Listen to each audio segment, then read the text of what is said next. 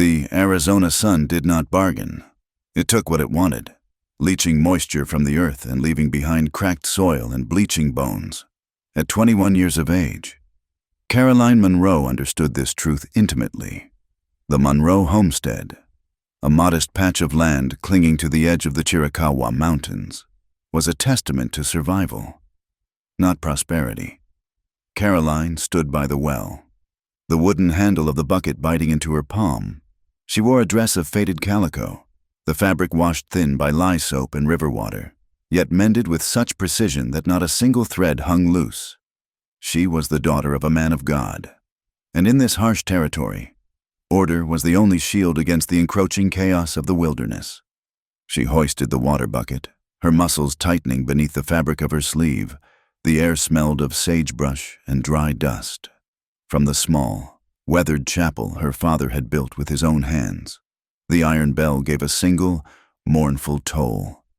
It was not calling for Sunday service, but rather marking the passage of another hour in a day that felt indistinguishable from the hundreds before it. Caroline carried the water toward the main house, a structure of rough-hewn logs that seemed to lean wearily against the wind. As she approached the porch, voices drifted through the open window of her father's study. She paused, setting the bucket down silently on the wooden planks. She knew she should not listen, for eavesdropping was a sin of deceit, but the tone of her father's voice, trembling and thin, held her fast. "I have prayed on it. Victor," Reverend James Monroe was saying, "the Lord will provide. The cattle need only another month of grazing before the market. The Lord provides for those who pay their debts." "James," a second voice replied. It was smooth, polished like a river stone, and utterly devoid of warmth. Caroline felt a chill run down her spine despite the heat. It was Victor Hale. "The bank in Tucson is not a charitable institution.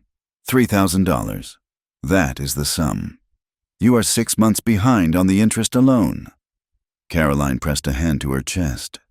$3,000 was a fortune. It was more money than she had ever seen in her entire life.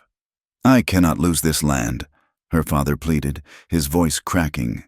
"It is all Caroline has. It is her inheritance." "Precisely," Victor said.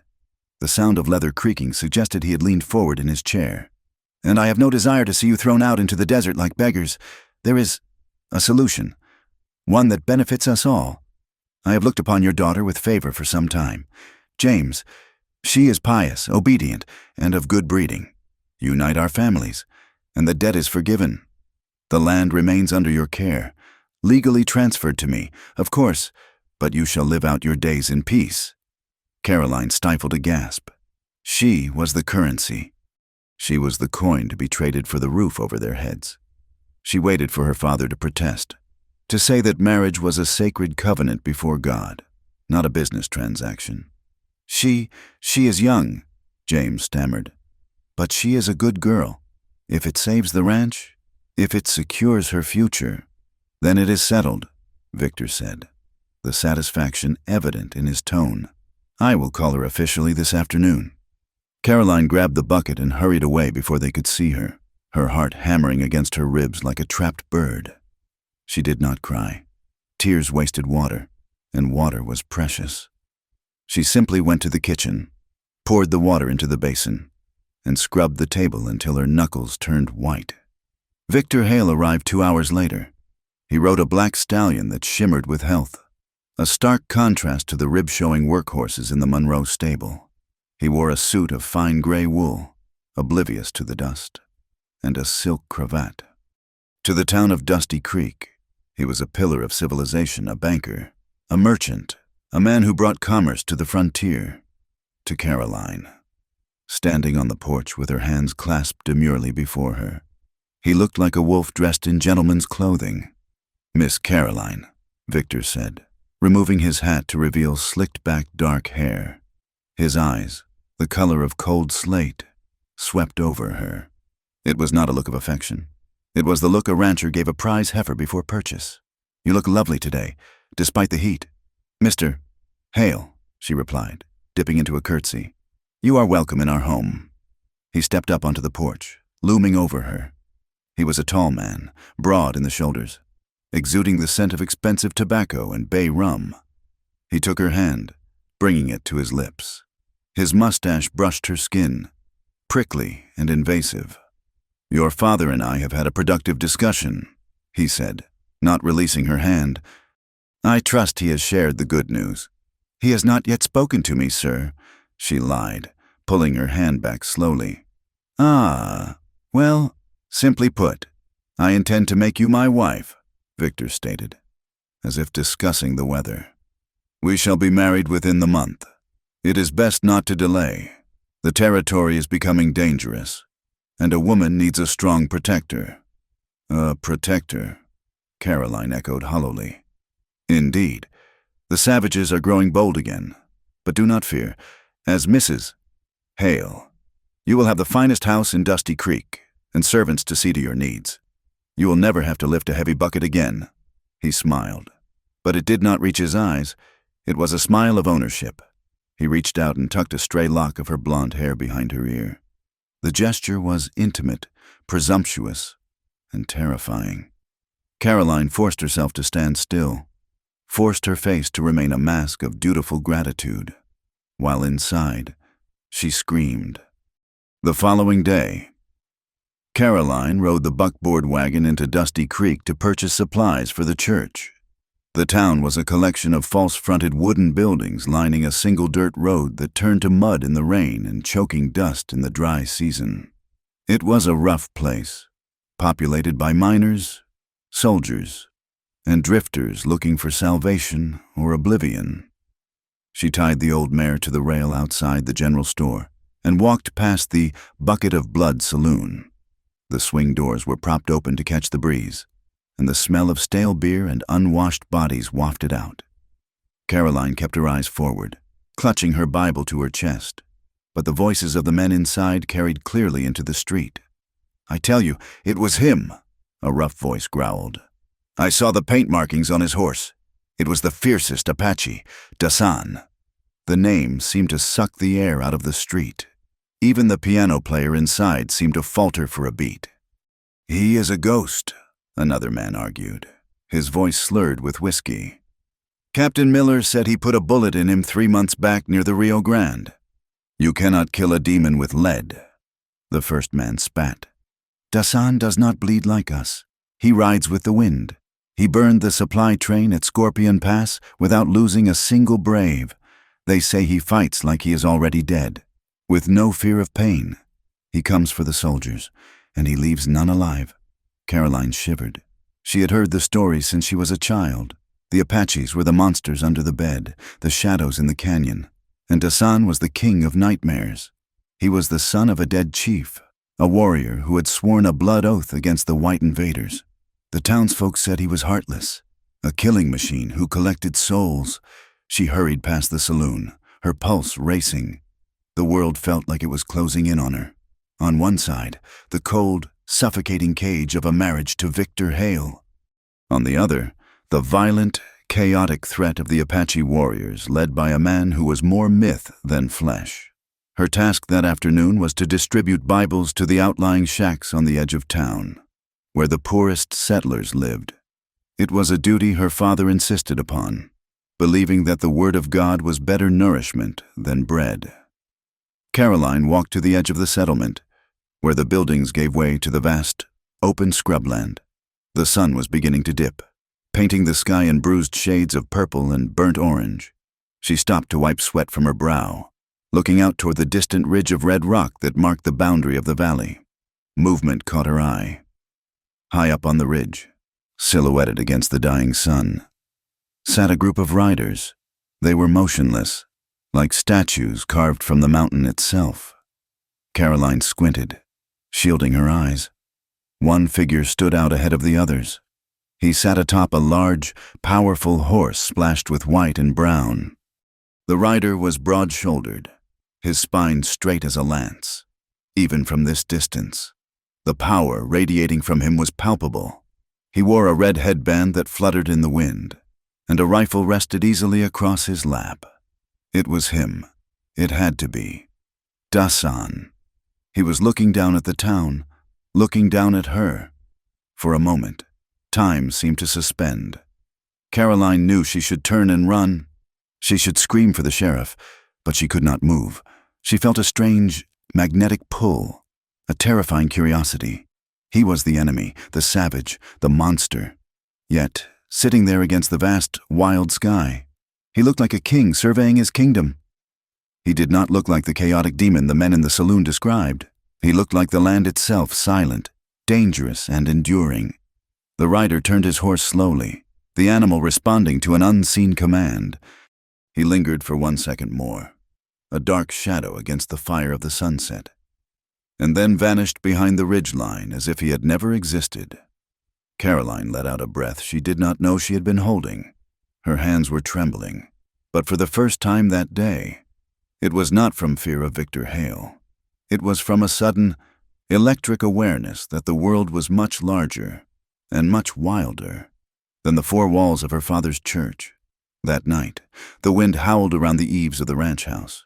Caroline sat in the rocking chair by the hearth, staring into the dying embers. Mama Ruth, the elderly woman of color who had cared for Caroline since her mother died, sat on a low stool, mending a tear in one of the Reverend's shirts. Mama Ruth was the only mother Caroline had ever known. Her face was a map of wrinkles, her eyes sharp with a wisdom that came from seeing too much history repeated. "You are quiet tonight, child," Mama Ruth said, her voice like dry leaves rustling. "Quieter than usual. I saw them. Mama Ruth," Caroline whispered. "The Apaches, on the ridge." Mama Ruth did not look up from her needlework. "They are always there, Caroline. This was their land long before we put up fences. They say Dasan is a monster," Caroline said, hugging her knees. "That he kills for sport." Mama Ruth stopped sewing. She looked at Caroline over the rim of her spectacles. "Men tell stories to justify their own sins. Child, when a white man defends his home, he is a hero. When an Apache does it, he is a savage. But they are violent. They reject God. They have their own God. And as for violence," Mama Ruth sighed, a heavy sound. "I remember when the soldiers came 5 years ago. I saw what they did to the village in the south. Women, children. The soldiers did not spare them. Dasan, he was young then. He saw his father killed under a flag of truce. Hate is not born in the blood. Caroline, it is planted, like a seed, and watered with blood." Caroline fell silent. The image of the rider on the ridge returned to her mind. Was it possible that the monster had a reason for his rage? It was a dangerous thought, one that contradicted everything her father preached. But Mama Ruth's words had planted a seed of doubt in the fertile soil of her mind. 3 days later, a carriage arrived at the Monroe Ranch, flanked by 4 uniformed soldiers. Major William Harlan stepped out, dusting off his blue coat. He was a man of average height with a meticulously groomed beard and eyes that were constantly darting, calculating advantage. Victor Hale was already there. Waiting on the porch, Caroline was inside, preparing coffee, but the window was open. "Major," Victor greeted him, shaking his hand vigorously. "I trust the journey was uneventful. Hot and dusty," Harlan complained, "but necessary. Washington is demanding results. Hale, the newspapers are asking why a handful of savages can hold up the expansion of the territory." "Patience, Major," Victor said, his voice dropping lower. "The pieces are moving. Once I secure the deed to the Monroe land, we will control the entire water access for the Northern Valley. The Apaches will have to come down from the high country to drink." "And when will they do it?" Harlan asked. "Then you will have your war," Victor replied coldly. "You clean the valley, Major. Push them onto the reservation or into the ground. I do not care which. Just clear the way for the silver survey teams. My geologists assure me the deposits in those canyons are rich." Caroline froze, the coffee pot heavy in her hand. Clean the valley. They were talking about human beings as if they were weeds to be pulled. And Victor wanted the ranch not just to save her father, but to use it as a trap. Her marriage was not just a transaction. It was a strategic move in a game of slaughter. She felt a wave of nausea. She looked at her father, who was sitting in the corner of the room, reading his Bible, seemingly oblivious or willfully ignorant of the conspiracy unfolding on his own porch. He was a good man, but weak. He would sign the papers. He would marry her off. He would let Victor turn their home into a slaughterhouse, believing he was doing God's will. That evening, Caroline fled to the small chapel. The air inside was stifling, trapped by the thick wooden walls. She knelt at the altar, clasping her hands until they hurt. "Dear Lord," she whispered, her voice trembling in the empty silence, "give me strength, make me obedient. Help me to honor my father and accept this marriage. Help me to be a good wife to Victor Hale." She waited for the peace that was supposed to come with prayer. She waited for the feeling of righteousness. But it did not come. Instead, her mind wandered to the open window. Beyond the glass, the desert stretched out, silver under the moonlight. It was dangerous. It was filled with scorpions, rattlesnakes, and Apaches. It was a place where a woman like her would perish in a day. And yet, it was free. She thought of Victor's cold, possessive hands. She thought of Major Harlan's calculating eyes. She thought of the rider on the ridge, sitting tall and proud, beholden to no bank and no flag. "Forgive me, Lord," she wept, pressing her forehead against the rough wood of the pew. "Forgive me, but I do not want to be safe. I do not want to be sold." A longing, sharp and terrified, pierced her chest. She did not know what she wanted, but she knew with a terrifying certainty that it was not the life that had been arranged for her. She yearned for something vast, something that burned as hot as the Arizona sun. She yearned to run, to scream, to tear the lace from her dress and feel the wind on her skin. Outside, a coyote howled, a lonely, wild sound that echoed off the canyon walls. Caroline lifted her head, drying her eyes. The tears had stopped. The fear remained, but beneath it, something new had awakened. A quiet rebellion, fragile as a desert flower, had begun to bloom in the darkness. She stood up, smoothed her dress, and walked out of the chapel. The night air was cool on her face. She looked toward the mountains one last time. Somewhere out there, in the dark, the fiercest Apache was riding, and for the first time in her life, Caroline Munro did not pray for protection from him. She simply wondered what it would be like to be that free. The wagon wheels groaned in protest against the dry, rutted earth of the valley floor. It was a sound that grated on Caroline Munro's nerves, syncing perfectly with the dread tightening in her chest. She sat stiffly on the wooden bench seat, her hands folded over her lap, protecting the small sack of coins her father had given her. Beside her, Elias, the ranch's elderly hand who had been driving for the Munros since before Caroline was born, flicked the reins lazily over the backs of the two mules. "Heat is rising, Miss Caroline," Elias said, his voice rasping like dry leaves. "I'm going to be a scorcher by noon." "Yes, Elias," Caroline replied softly. She stared out at the landscape. It was a brutal, unforgiving expanse of brown scrub and red dust. To the west, the Chiricahua Mountains loomed, silent and watchful. She was traveling to Dusty Creek for a dress fitting. The silk had arrived from the east, paid for by Victor Hale. Every stitch of that gown felt like a bar in a cage.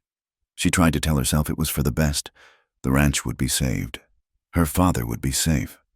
But the memory of the warrior on the ridge Dasan haunted the edges of her mind. The road dipped into a dry wash, the banks rising high on either side, cutting off their view of the horizon. Shadows stretched long across the sand. The crack of a rifle shattered the morning silence. It was a sharp, ugly sound. Beside her, Elias jerked violently.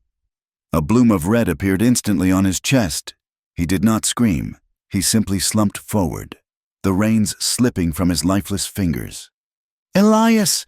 Caroline screamed, grabbing for him. But the mules panicked. They surged forward, jerking the wagon and throwing her back against the seat. 3 riders burst from the brush atop the washbank. They wore buckskins, and their faces were painted in jagged streaks of red and black ochre. They shrieked war cries, high-pitched and terrifying. Caroline scrambled to the floor of the wagon as a bullet splintered the wood where her head had been a second before. The mules were galloping now, blind with fear, dragging the wagon over rocks and sagebrush. She peered over the edge of the wagon bed. The riders were closing in. One of them rode close, raising a tomahawk. As he swung, his sleeve rode up. Caroline gasped. Beneath the paint and the grease, the skin of his forearm was pale, burned pink by the sun, and freckled, and on his finger, a gold ring glinted, a heavy signet ring she had seen on men in the saloon, not on Apache warriors. "Don't kill the girl yet," one of the riders shouted in perfect, unaccented English. "Make it look real." They were white men. The realization paralyzed her. This was not a raid. It was a stage play written in blood. Suddenly, a new sound thundered from the ridge above. A flurry of arrows rained down, striking the ground around the fake attackers. The white men in paint pulled their horses up hard, panic breaking their formation. "Apaches!" one of them yelled, real fear replacing their performance. Real ones ride. The impostors wheeled their horses and fled back toward the town, leaving Elias dead and the wagon careening out of control. Caroline pulled herself up, trying to reach the reins, but the wagon hit a large boulder. The wood shattered. She was thrown clear, landing hard in the dirt. The world spun. Pain flared in her shoulder. She pushed herself up, coughing in the dust. Through the haze, she saw them. A dozen riders descended the slope. These were not men in costumes. These were the true lords of the desert. They moved with a fluid grace, their horses stepping sure-footed among the rocks. At the lead was the man she had seen on the ridge, Dasan. He looked terrifying. His chest was bare, painted with a black handprint. His eyes were dark obsidian, unreadable and fierce. He rode straight for her. Panic, primal and overwhelming, seized Caroline.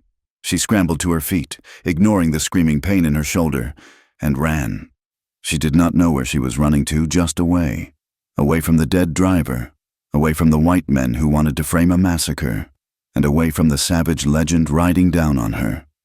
A gunshot rang out from the distance. The retreating impostors were firing back.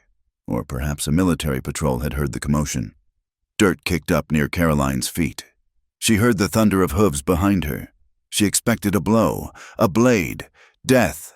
Instead, a strong arm hooked around her waist. The breath was knocked out of her as she was lifted effortlessly from the ground.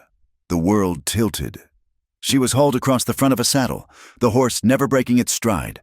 Hard muscles pressed against her back. She smelled sage, horse sweat, and wood smoke. "No, let me go!" she screamed. Thrashing, she hammered her fists against the rider's arm. "Let me go!" Dasan did not flinch. He held her pinned against him with one arm, controlling his powerful horse with the other. He leaned low over the horse's neck as another bullet whizzed past them. "Too close. Stay low," he growled.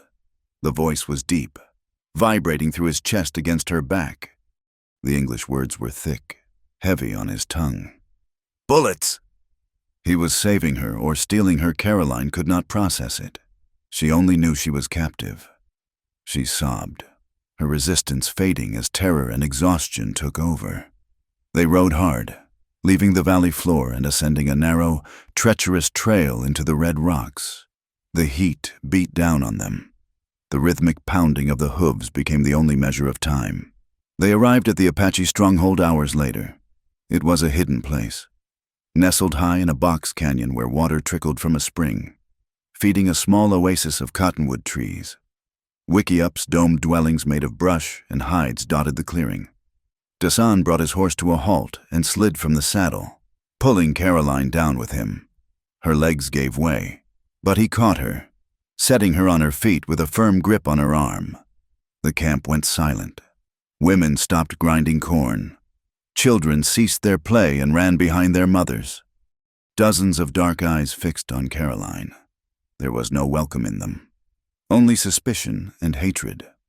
An older warrior stepped forward. His face was a map of deep lines, his hair gray and long. Beside him stood a younger man, lean and wiry, with eyes burning with a fanatical rage. This was Kosa, Kosa spoke rapidly in the Apache tongue, gesturing violently at Caroline. Then, at the direction of the valley, he pulled a knife from his belt, the blade flashing in the sun. Caroline did not need to speak the language to understand. Spy, enemy, kill her! She fell to her knees in the dust. Please, she wept, clasping her hands. I am not a spy. They killed my driver. Please! She looked up at Dasan. He stood impassive, his face a mask of stone. He did not look at her. He looked at the elder. Kosa stepped closer, shouting now. He pointed at the smoke rising from the distant valley. He grabbed a handful of Caroline's blonde hair. Yanking her head back, she screamed.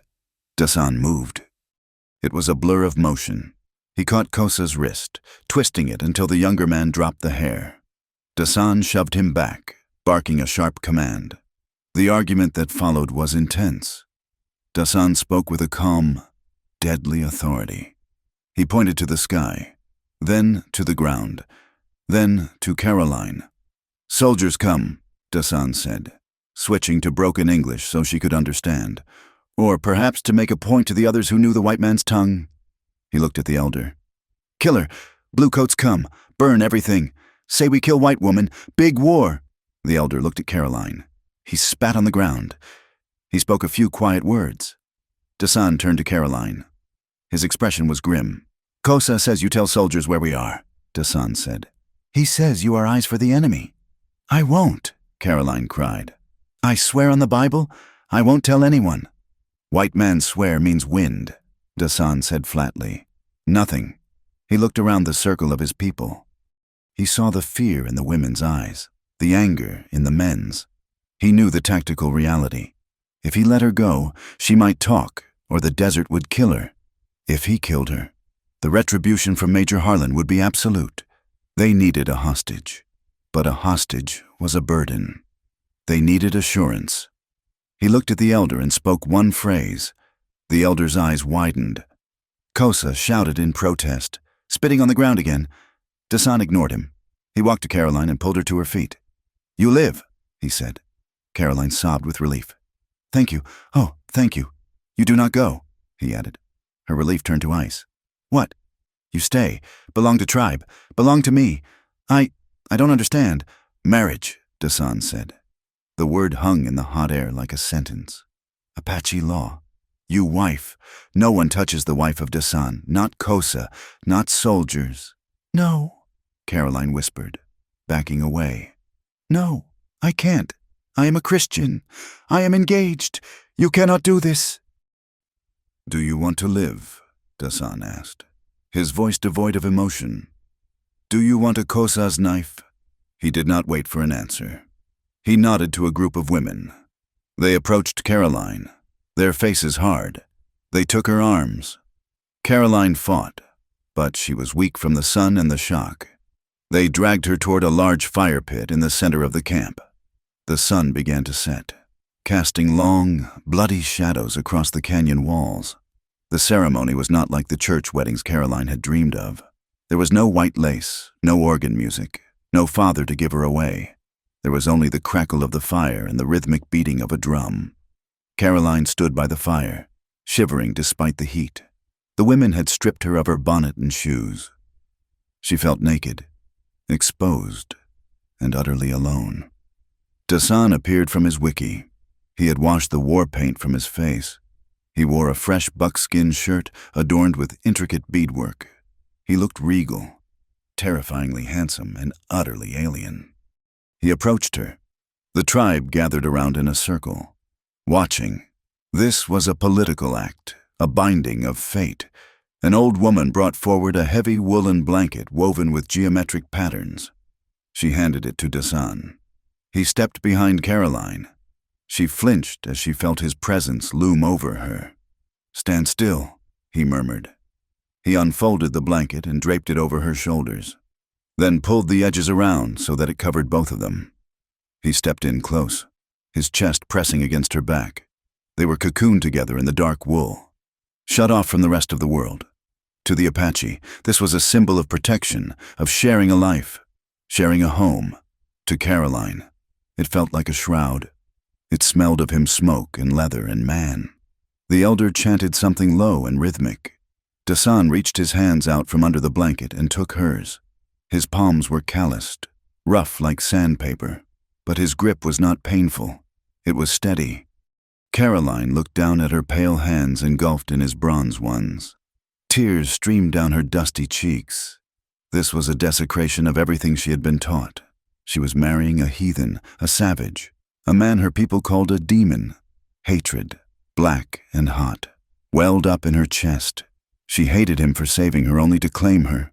She hated him for the arrogance of his strength. "I hate you," she whispered, her voice trembling. "I will never forgive you for this." Dasan did not let go of her hands. He leaned his head down, his mouth close to her ear.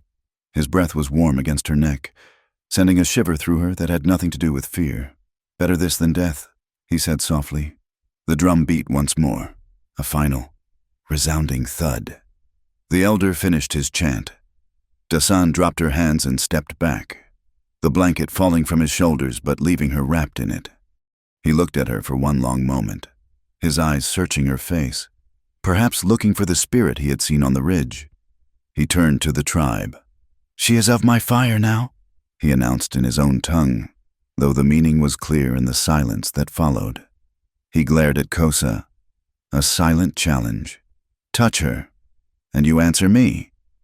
Caroline pulled the blanket tighter around herself, sinking to the ground as her legs finally gave out. She sat in the dirt, the heavy wool scratching her skin, weeping for the life she had lost and the terrifying, unknown life that had just begun. She was Mrs. Victor Hale no longer. She was the wife of the fiercest Apache. And as night fell over the canyon, Caroline Monroe felt truly alone for the first time in her life.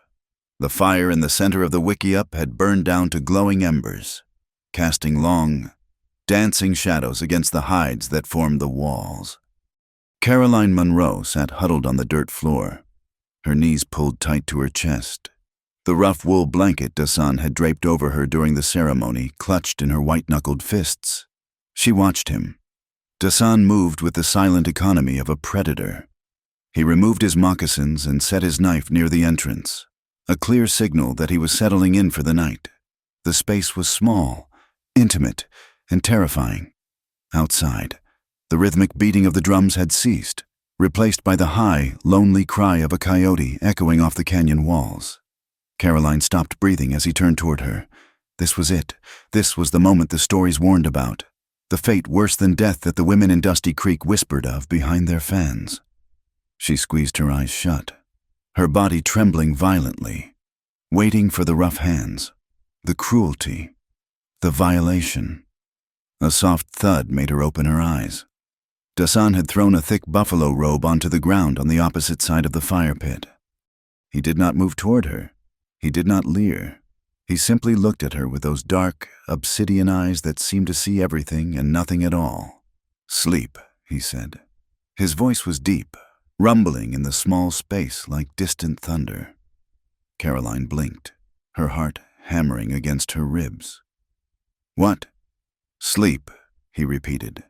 He pointed to the robe she was sitting on. Then to himself. "I sleep there. You sleep here." He lay down on his back, crossing his arms over his chest, and closed his eyes. He was turning his back on her. "You." Caroline's voice was a dry rasp. "You are not going to—" Dasan opened one eye. The firelight caught the sharp angle of his cheekbone. "No touch," he said firmly. "You're safe." He rolled onto his side, facing away from her. The rejection, if it could be called that, was so absolute, so contrary to the lustful monster she had been told to expect, that Caroline was left stunned in the silence.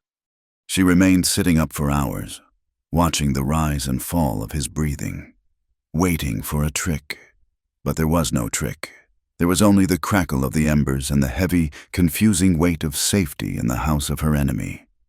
Morning brought no relief, only a harsh, blinding clarity. Caroline emerged from the wickiup into the bustle of the camp. The air was already thick with heat and the smell of roasting meat. The moment she stepped out, the conversation in the immediate vicinity died. Dozens of eyes fixed on her. The women of the tribe paused in their grinding of corn and tanning of hides. Their gazes were not fearful like the townsfolk's. They were sharp with contempt. Caroline Munro, the daughter of a parson, the girl who wore lace and read scriptures, was now the lowest creature in the canyon. A young woman walked past, balancing a basket on her hip. She was striking, with hair like a raven's wing and eyes that burned with a fierce intelligence. This was Naomi, Dasan's cousin. She stopped in front of Caroline, looked her up and down, and spat a rapid string of words in Apache.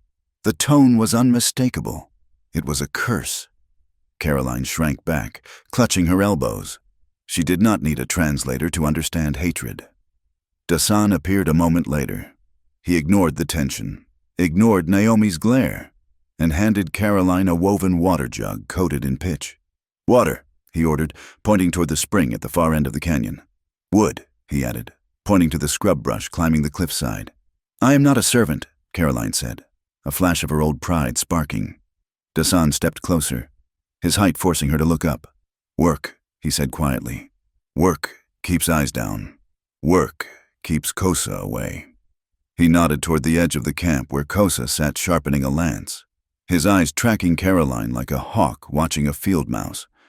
Caroline understood then. Idleness was dangerous. If she was useful, she might be tolerated. If she was useless, she was merely a mouth to feed and a symbol of the enemy. She took the jug. The work was brutal. Her hands, soft from a life of needlepoint and turning Bible pages, blistered within the hour. The sun beat down on her unprotected neck. She hauled water until her back screamed, and she gathered mesquite wood until her fingers bled from thorns. Every time she stumbled, she felt the women watching, waiting for her to break. She did break, but not in the way they expected. On the third day, Caroline saw an opening. Dasan was occupied with the horses, and the women were distracted by a hunter returning with a deer. She dropped her wood bundle near the canyon wall and slipped into a fissure in the rock. She ran until her lungs burned and her legs felt like lead. She scrambled up the scree slopes, tearing her dress and scraping her knees. She had no water, no weapon, only a desperate, blinding need to return to the world she understood. But the desert was a cruel jailer. The canyon led not to the open valley, but to a maze of red rock and dead ends. By noon, the sun was a physical weight, crushing her. Her tongue swelled in her mouth. The silence of the rocks began to hum, a dizzying vibration that disoriented her. She stumbled, falling hard onto the baking stone. She tried to rise, but the world tilted gray. The last thing she heard was the dry rattle of a snake somewhere near her hand, and then the darkness took her. When she woke, she felt cool water against her lips. She gasped, choking, and opened her eyes. She was back in the wickiup. Dasan was kneeling beside her, holding a wet cloth. Caroline scrambled back, shame washing over her hot skin. I tried to... "You tried to die," Dasan said. There was no anger in his voice, only a weary pragmatism. He dipped the cloth in a bowl of water and squeezed it over her forehead. "Why did you bring me back?" she whispered, tears leaking from her eyes. "Why not let the desert take me? This land kills faster than bullets," Dasan said. "You do not know the rock. You do not know the sun. You run. You die. I would rather die than be a prisoner." Dasan sat back on his heels. He looked at her, really looked at her, seeing the sunburn on her nose and the raw blisters on her hands. "You are not a prisoner," he said. "You are alive. In town. With Victor Hale. Maybe you're dead inside. Here, you fight. Fighting is living." He stood up and left her there, confused and weeping, with the water bowl within reach. He had hunted her down, yes, but he had not beaten her. He had not punished her. He had simply brought her back from the edge of the grave. The weeks bled into one another, marked only by the arc of the sun. A drought settled over the high country. The spring in the canyon, usually a reliable source of life, began to dwindle to a muddy trickle. Caroline saw the change in the camp. The laughter of the children grew quieter. The game became scarce. The hunters returned empty-handed more often than not. For the first time, Caroline looked at the Apache not as the terrors of her childhood nightmares, but as people. She saw the elders, their skin like parchment, chewing on tough roots so the children could have the dried meat. She saw mothers singing soft, mournful lullabies to babies who cried from hunger. One afternoon, a commotion erupted near Naomi's wickiup. A wail of pure anguish pierced the air. Caroline was gathering kindling nearby. She dropped the wood and moved closer. Driven by instinct, inside the shelter, Naomi was rocking back and forth, clutching her infant son. The baby's face was flushed a dark, angry red, his skin radiating heat. He was convulsing slightly. The tribal medicine man was chanting, shaking a rattle over the child, but the heat was not breaking. Naomi looked wild with grief. Caroline hesitated. She was the enemy. Her presence was an insult. But she remembered Mama Ruth. She remembered the long nights at the ranch when she had watched the old woman mix willow bark and cool compresses to break a fever. Caroline stepped into the wickiup. Naomi looked up, her eyes flashing. She snarled something, hugging the baby tighter. "Stop," Caroline said, her voice shaking but loud. She pantomimed, wiping a brow. "I can help. Fever. I can help." She did not wait for permission. She ran to the water jug, tearing a strip from her own petticoat. She soaked the cloth. Naomi tensed as if to strike her. But Caroline dropped to her knees, her posture submissive, but her hands steady. "Please," Caroline whispered. "Let me." Naomi hesitated. The baby whimpered. A weak, dry sound. Desperation won out over hatred. Naomi loosened her grip. Caroline worked quickly. She bathed the child's forehead, his neck, the hollows of his arms. She murmured the same soothing nonsense words Mama Ruth used to say. "Hush now, little one, cool rain comes. Hush now." She stayed there for 3 hours. She did not move, ignoring the cramping in her legs. Slowly, miraculously, the boy's breathing eased. The convulsions stopped. His skin cooled from fire to a gentle warmth. He slept. Naomi looked at her son, then at Caroline. She did not smile. She did not say thank you, but she reached out and poured a cup of water, pushing it across the dirt toward Caroline. It was a truce, a fragile, hair-thin crack in the wall between them. The acceptance was not universal. A few days later, the heat was at its peak. The camp was on edge, thirsty and irritable. Caroline was carrying the large water skin back from the muddy spring. It was heavy, sloshing against her hip. As she passed a group of young warriors, her foot caught on a root. She stumbled. The water skin slipped from her sweaty grip. It hit the ground with a sickening splash. The plug popped out, and precious, clear water gushed into the thirsty red dust. Caroline gasped, dropping to her knees to try and save it. But the dry earth drank it greedily. In seconds, it was gone. Silence descended on the clearing. It was a heavy, dangerous silence. One of the young men laughed. It was a cruel, barking sound. He pointed at her, saying something that made the others sneer. He picked up a handful of mud and threw it, splattering her dress. "Useless," he shouted in English, mocking her. "White women waste water. White women bring death." Caroline sat in the mud, humiliation burning her cheeks. She waited for the stone, for the blow. Then, the laughter cut off instantly. Dasan was there. He had not shouted. He had not drawn a weapon. He simply stood behind Caroline, his arms crossed, staring at the young men. His face was impassive, but his eyes were cold.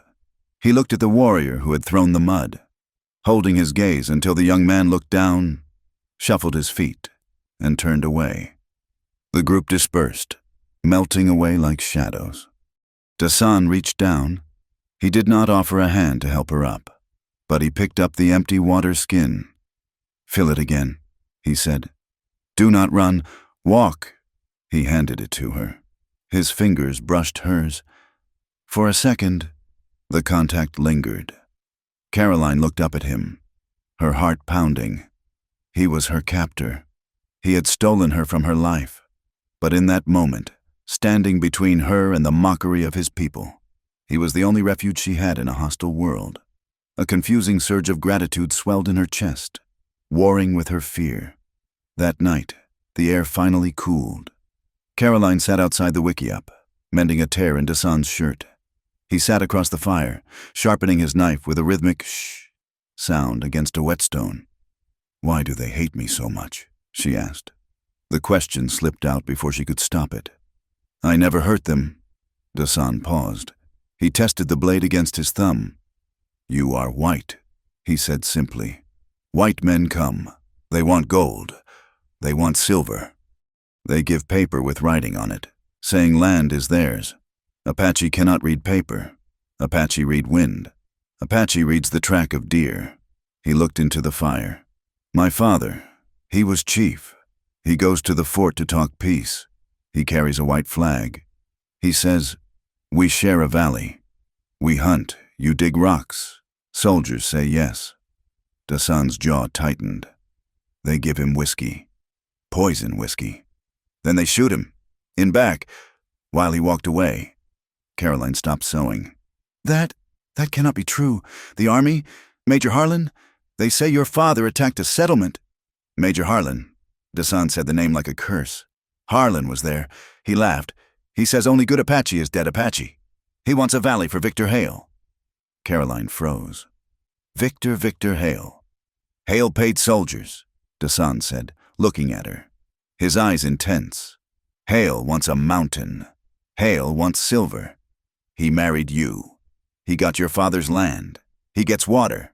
Then he pushed Apache out. Kill us all." Caroline felt the blood drain from her face. She remembered the conversation on the porch. Clean the valley. She remembered Victor's cold eyes, his urgency to marry her, the debt her father owed. I did not know," she whispered. "You know now," Dasan said. "The town says I'm a monster. Say I kill for fun. I kill to keep my people alive. I kill so children have water. Who is the monster? Caroline man who fights for home or man who kills for money?" He used her name. It was the first time he had said it. It sounded strange on his tongue, softer than the harsh Apache syllables. Caroline looked at him. The firelight danced on his bronze skin, highlighting the scars on his chest and arms. He was a warrior. Yes, he was dangerous. But as she looked at him, the image of the savage beast she had been raised to fear began to dissolve. In its place sat a man carrying the weight of a dying nation on his shoulders. A profound confusion took root in her heart. She was supposed to hate him. She was supposed to pray for the cavalry to ride over the hill and save her. But as she listened to the crackle of the fire and the steady breathing of the man across from her, she realized with a jolt of terror that the line between captor and savior had blurred, and for the first time, she wasn't sure which side of the war she wanted to win. The sun hammered down on the high desert, bleaching the color from the rocks and turning the air into a shimmering curtain of heat. Caroline Munro knelt by the grinding stone, her hands moving in the rhythmic, hypnotic motion she had learned over the past weeks. Her palms, once soft and prone to blistering, had become calloused and strong. She no longer looked like the person's daughter who had sipped tea in the shade. Her skin was bronzed by the sun, her blonde hair braided back with strips of rawhide, and she wore a buckskin tunic that smelled of wood smoke and sage. A cloud of red dust on the horizon announced the return of the scouts. The camp ceased its activity instantly.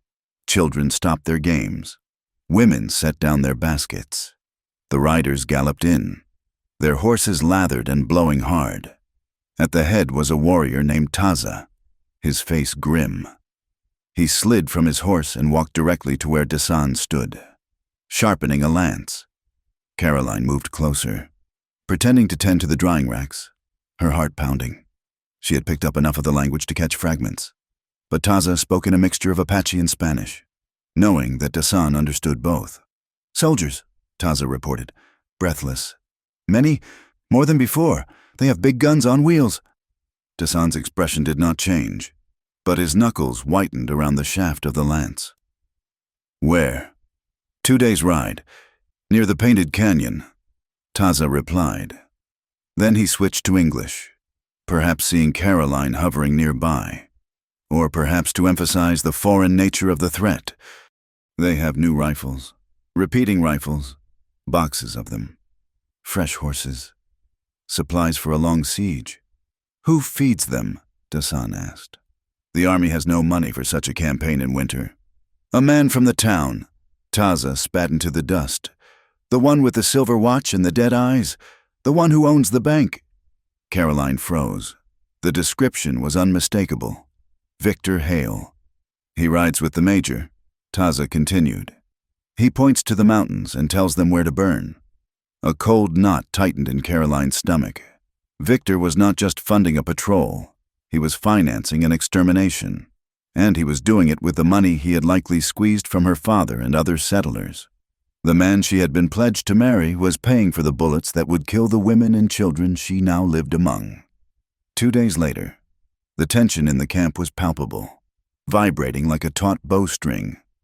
To keep the food stores stocked for a potential siege, Dasan ordered a hunting party to the lower plateau. Surprisingly, he signaled for Caroline to mount a roan mare. "You ride," he said shortly. "We need hands to carry meat." It was a test, she realized. Or perhaps he simply did not trust her to stay in the camp with Kosa's anger boiling over. They rode down from the stronghold, the air growing heavier and stiller as the morning wore on. The sky, usually a piercing, endless blue, began to bruise with a strange, yellowish tint. The birds fell silent. Even the horses seemed skittish, tossing their heads and fighting the bit. "Storm," Dasan muttered, glancing at the horizon. "Turn back." But the desert was treacherous and swift. Before they could wheel the horses, the wall of sand hit them. It was not a wind. It was a solid physical blow. The sky turned a terrifying ochre, blotting out the sun. Sand scoured Caroline's skin like ground glass. Her horse reared, screaming in panic. Caroline lost her stirrups and was thrown, hitting the hard earth with a bone-jarring thud. "Dasan!" she screamed, but the wind snatched the name from her lips. She curled into a ball, covering her head, blinded and choking. The roar was deafening, 1,000 freight trains tearing through the canyon. She felt small and fragile, a speck of dust about to be buried forever. Suddenly, a hand gripped her arm. It was iron hard. She was hauled upward. Dasan was there, his face wrapped in a scarf. His eyes narrowed to slits against the grit. He did not try to put her back on a horse. The animals were gone, spooked and scattered. He pulled her toward a jagged outcropping of rock, a shallow cave barely deep enough for two. He shoved her into the crevice and crowded in after her, using his broad body as a shield against the opening. The storm raged outside, a howling fury of sand and wind. But inside the small hollow, there was a sudden, shocking intimacy. They were pressed together, chest to chest, legs tangled. There was nowhere else to go. Caroline could feel the rapid thud of his heart against her own. She buried her face in his chest to escape the dust, inhaling the scent of him rain on dry earth, leather, and the musk of a man who lived by his strength. Dasan wrapped his arms around her, pulling her tighter to fit within the shelter. His hand came up to cradle the back of her head, protecting her from the stinging sand that swirled at the cave's mouth. "Breath slow," he shouted over the wind, his voice vibrating through her ribcage. "It will pass." Caroline trembled, not from the cold, but from the overwhelming proximity. She had never been this close to a man. With Victor. A touch on the hand had felt invasive, slimy, but here, pressed against the fiercest Apache, she did not feel revulsion. She felt ignited. She felt the hardness of his muscles, the heat radiating from his skin through his buckskin shirt. She felt the way his body curved instinctively to protect hers. He was a wall between her and the chaos of the world. For an hour, the storm pummeled the land. Caroline stopped shaking. Her breathing synchronized with his, her hands, acting of their own accord, clutched the fabric of his shirt at his waist. She realized with a jolt that she was not praying for the storm to end so she could escape him. She was savoring the excuse to be held by him. When the wind finally died down to a mournful whistle, Dasan did not immediately let go. He pulled back slightly, looking down at her. His scarf had fallen, and his face was dusted with sand. His dark eyes searched hers, and for a heartbeat, the warrior's mask slipped. There was heat in his gaze, raw, intense, and undeniable. He brushed the sand from her hair, his fingers lingering on her cheek. The touch was rough but incredibly gentle. Caroline's breath hitched. She parted her lips, a silent invitation she barely understood herself. Dasan froze. Then, with a visible effort of will, he pulled away. He stepped out of the crevice, checking the horizon, instantly becoming the leader once more. But the air between them had changed. The charge was no longer just political. It was deeply, dangerously personal. They returned to camp on foot, retrieving the scattered horses along the way. Caroline was exhausted, her skin raw, but her mind was racing. That evening, as she sat by the fire trying to comb the knots from her hair, Naomi approached. The Apache woman's face was still guarded, but the venom was gone. She held out a small bundle wrapped in cloth. "For you," Naomi said in broken English. Thrusting it into Caroline's hands, Caroline unwrapped the cloth. Inside lay a necklace. It was not gold or silver, but a string of polished turquoise stones and silver beads, centered by a hawk feather carved from bone. It was exquisite, vibrating with the colors of the sky and earth. "It is beautiful," Caroline stammered. "But why?" "Dasan," Naomi said, gesturing toward the horses. "He traded his best stallion for the stones.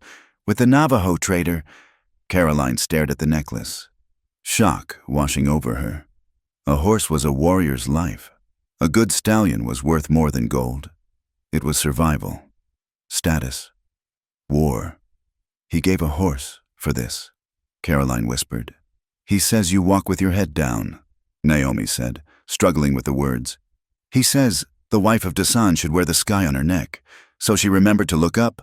Naomi turned and walked away, leaving Caroline clutching the cool stones. Tears pricked her eyes. Victor Hale had given her a diamond ring, cold and heavy, a mark of ownership. Dasan had sacrificed his most valuable possession just to remind her to have pride. The contrast broke something open inside her chest, a dam releasing a flood of confusing, terrifying warmth. Later that night, the peace of the camp was shattered by shouting. Caroline sat in the shadows of the wickiup, unseen, outside, near the council fire. Kosa was pacing like a caged cougar, shouting at the elders and Dasan. "The soldiers come because of her," Kosa roared, pointing a finger toward Dasan's tent. "Give her back. Leave her on the trail. Haile wants the woman. Give him the woman, and he will turn the cannons away. You speak with the tongue of a child." Dasan's voice was calm, cutting through Kosa's rage like a knife. "You think Victor Hale brings an army for one woman? He is her betrothed," Kosa argued. "He is a man of greed." Dasan stepped into the firelight, his shadow stretching long and imposing. "He wants the water in these rocks. He wants the silver in the deep veins. The woman is an excuse. If we give her back, he will say we hurt her. He will attack anyway. He will not stop until every Apache is dead or in chains." "She is bad luck," Kosa spat. "She is a white witch." "She is my wife," Dasan roared, losing his temper for the first time. The camp went silent. "And she has healed your nephew, Naomi's son. She carries water. She works. She is no longer white or Apache. She is of this fire, and I will not trade a life for a lie." Caroline, hidden in the dark, pressed her hand over her mouth to stifle a sob. She had spent her life being bartered by her father to save the ranch, by Victor to gain land. She was always a currency. To Kosa, she was a bargaining chip, but to Dasan, she was a person. He saw the war for what it truly was, and he refused to sell her to buy a temporary, false peace. Guilt washed over her guilt for her skin, for her people, for the very fact that her existence brought danger to this man who defended her with such ferocity. The moon rose high, painting the canyon in silver and shadow. Caroline could not sleep. She wrapped the blanket around her shoulders and stepped out into the cool night air. Dasan was sitting on a log near the dying fire, whittling a piece of ironwood. He did not look up as she approached, but she knew he sensed her. She sat down a few feet away. The silence stretched, but it was no longer awkward. It was heavy with the unspoken. Dasan set down his knife. He reached behind him and pulled out a soft, tanned deer hide, laying it gently over her shoulders on top of her blanket. "Cold night," he said. Caroline pulled the hide tighter. It smelled of him. Dasan, she started, her voice trembling slightly. She had to ask. The question had been burning in her mind since the storm. He looked at her, waiting. We are married, she said, stumbling over the word. By your law, and yet you sleep on the other side of the fire. You haven't claimed your rights. In the world she came from, a husband owned his wife. Victor had made it clear that he expected heirs and obedience. Dasan looked at the fire, his profile sharp and severe. He was silent for a long time. When he turned to her, his eyes were filled with a sadness that seemed as old as the mountains. Among my people, he said quietly, marriage is a joining of spirits, not just bodies. It is a promise to walk together. He leaned forward, resting his elbows on his knees. I took you to save you. I married you to keep the knife from your throat. But inside, he tapped his chest. Inside, a woman must choose. A man who forces is not a man. He is an animal. The words hung in the air. A man who forces is not a man. Caroline looked at him, really looked at him. She saw the scars on his arms from defending his people. She saw the gentleness in his hands that could kill a man or calm a horse. She saw honor, a fierce, unyielding code of honor that put the civilized men of Dusty Creek to shame. Victor would have forced her. He would have called it his right. Dasan, who had every power over her, gave her the one thing she had never possessed: choice. The fear that had lived in her belly since the kidnapping dissolved. In its place, a slow, burning heat began to spread. It was not just gratitude anymore. It was a desire. She wanted him to cross the space between them. She wanted to know the feel of those rough hands on her skin. Not to save her, but to love her. Her heart hammered against her ribs. She opened her mouth to speak, to tell him something, but the sound of a horse approaching broke the moment. A scout, a young boy named Chaitin, slid from a pony at the edge of the firelight. He looked terrified. He held a crumpled piece of paper in his hand, a newspaper. Dasan, the boy gasped. From the town. The trader gave it to me. Dasan took the paper. He could not read the English words well, so he handed it to Caroline. Read, he commanded gently. Caroline smoothed the crumpled paper near the firelight. It was the Dusty Creek Gazette. Her eyes scanned the headline, and her blood turned to ice. Tragedy at Monroe Ranch. Funeral held for Caroline Monroe. Her hands shook so hard the paper rattled. She read on. Beloved daughter of Reverend James Monroe perished in a savage Apache raid. Body not recovered. Reverend Monroe, overcome with grief, has ceded control of the ranch to Mr. Victor Hale, citing inability to manage the property in his sorrow. Mr. Hale vows vengeance. What does it say? Dasan asked, watching her face pale. I am dead, Caroline whispered, her voice hollow. Victor, he told everyone I am dead. He had a funeral. She looked up at Dasan, horror and clarity colliding in her mind. He lied. He knew I was alive when the false raid happened. He wants me dead so he can take the ranch legally. If I go back, if I walk into town now, he will kill you. Dasan finished for her. To keep the lie, to keep the land. The last tether to her old life snapped. There was no going back. Her father had signed the papers. Victor had won. To the world. Caroline Monroe was a ghost buried in an empty box.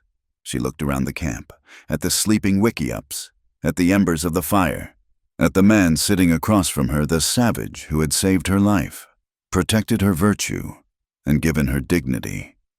The choice was no longer between captivity and freedom. It was between a world that erased her and a world that saw her. Caroline crumpled the newspaper and tossed it into the fire.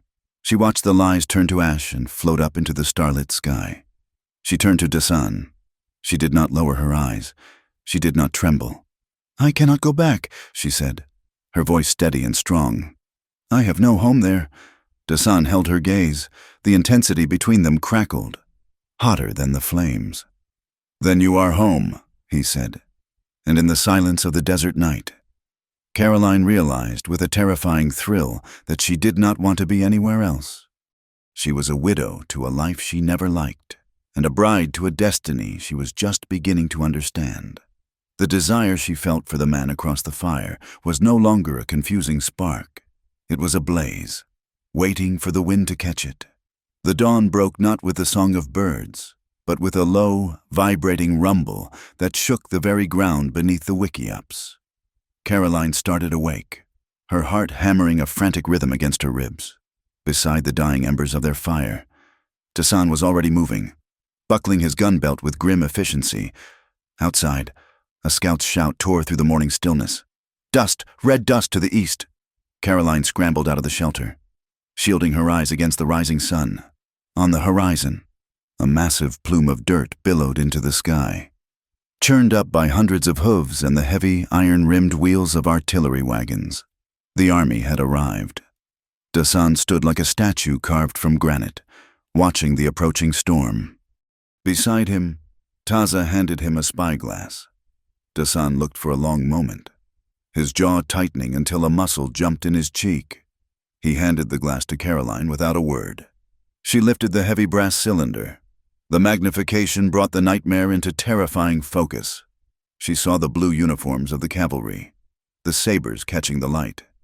She saw Major Harlan, rigid and pompous on his mount, and riding beside him, dressed in a dark suit that seemed absurdly out of place for a slaughter, was Victor Hale. Victor sat tall, pointing toward the canyon mouth with a gloved hand. His face was twisted in a rictus of anticipation. He did not look like a man coming to rescue a grieving fiancée. He looked like a vulture circling a carcass. "He comes," Caroline whispered, lowering the glass. The fear that gripped her was not for herself, but for the village, for Naomi, for the baby she had nursed, for the old woman who wove baskets by the stream. "Evacuate!"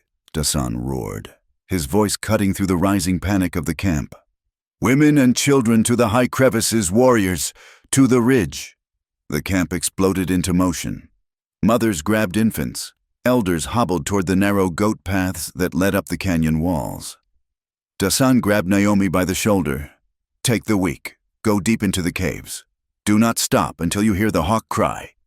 Naomi nodded, her eyes wide but steady.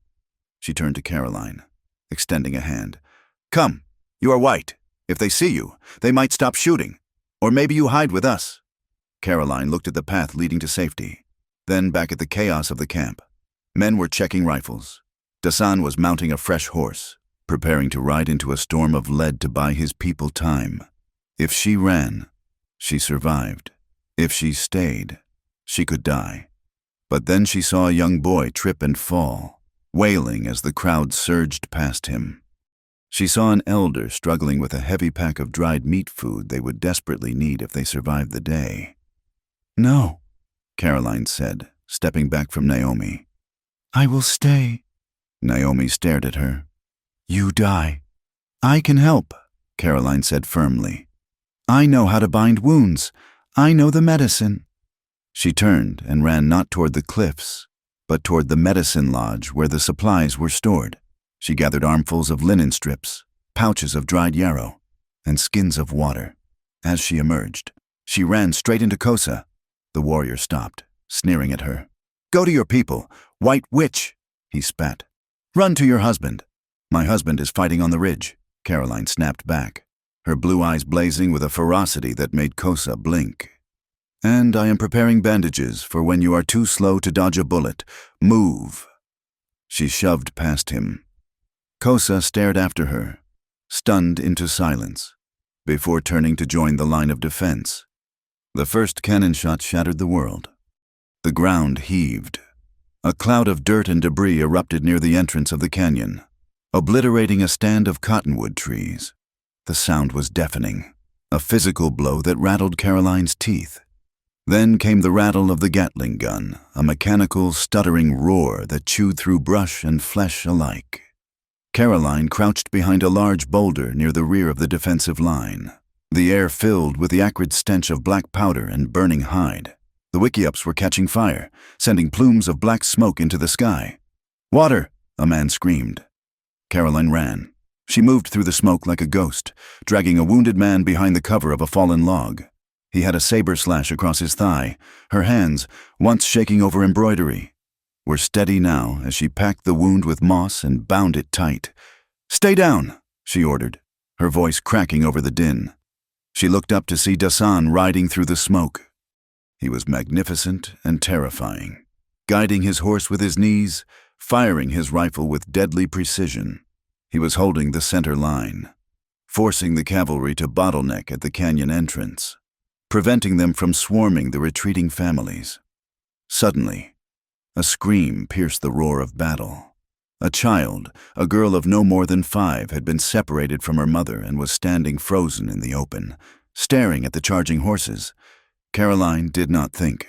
She sprinted from cover.